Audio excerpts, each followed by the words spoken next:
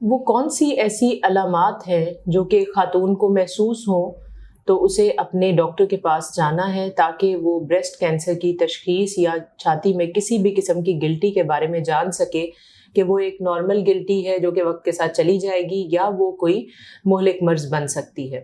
ان علامات میں سب سے پہلے چھاتی میں گلٹی کا محسوس ہونا ہے۔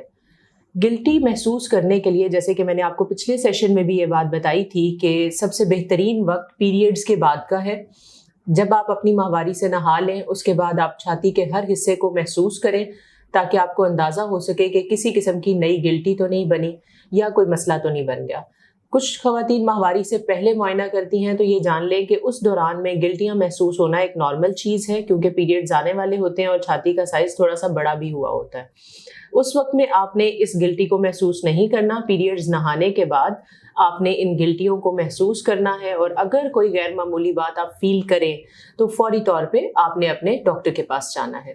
دوسرا جو امپورٹنٹ چیز ہے جس کے بارے میں آپ کو گائیڈ کروں گی کہ لازمی نہیں ہے اس گلٹی میں درد محسوس ہو، کیونکہ نارملی جو کینسر کی گلٹیاں ہوتی ہیں ان میں درد ابتدائی سٹیجز پر نہیں ہوتا، اور درد صرف ایسی صورت میں ہوتا ہے جب یہ لیٹ سٹیج پہ یا کینسر پھیل چکا ہوتا ہے۔ اس کے علاوہ اگر آپ کو دونوں چھاتی کے سائز میں کوئی فرق محسوس ہو، یعنی ایک کا سائز بہت بڑا ہو رہا ہے اور دوسری چھاتی کا سائز کم رہ گیا ہے، ایسی صورتحال میں بھی آپ نے اپنے ڈاکٹر کے پاس جانا ہے۔ اگر چھاتی کی جلد میں آپ کسی بھی قسم کی تبدیلی محسوس کریں، یعنی ریڈنس، سرخ ہو جانا، اس جگہ پہ بہت زیادہ اکڑاہٹ یا کھچاؤ محسوس ہونا، یا جلد کا ایک جگہ پہ چپک سا جانا، ایسا محسوس ہو تو بھی آپ نے اپنے ڈاکٹر سے ڈسکس کرنا ہے کہ میں یہ چینجز فیل کر رہی ہوں، آپ اس کو دیکھیں کہ کوئی مسئلہ تو نہیں ڈیولپ ہو رہا۔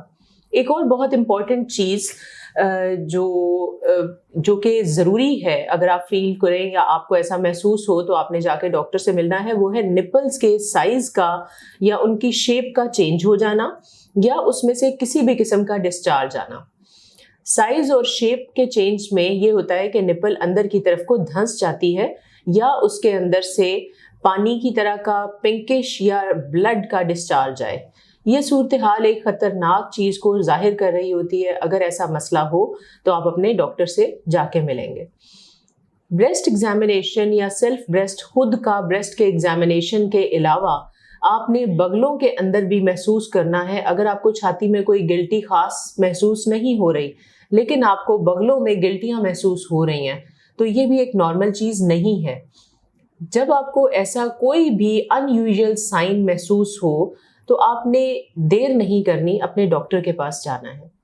یہ جو آگاہی کی بریسٹ کینسر آگاہی کے بارے میں سیشنز میں نے ریکارڈ کروانے شروع کیے ہوئے ہیں، ان کا بیسک مقصد آگاہی پھیلانا ہے بریسٹ کینسر کے پرابلم کے بارے میں۔ لیکن یہاں میں ایک چیز پہ بہت زیادہ زور دوں گی کہ سب گلٹیاں کینسر نہیں ہوتی۔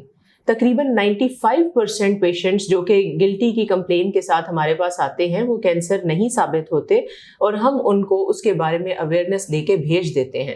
لیکن جو 5% اگر ارلی سٹیجز پہ یعنی ابتدائی سٹیجز پہ جن کو نہ چیک کیا جائے تو یہ ایک مہلک مرض کی شکل اختیار کر لیتے ہیں، جس کا علاج مشکل بھی ہے اور عورت کی زندگی بھی لے سکتا ہے۔ Thank you very much.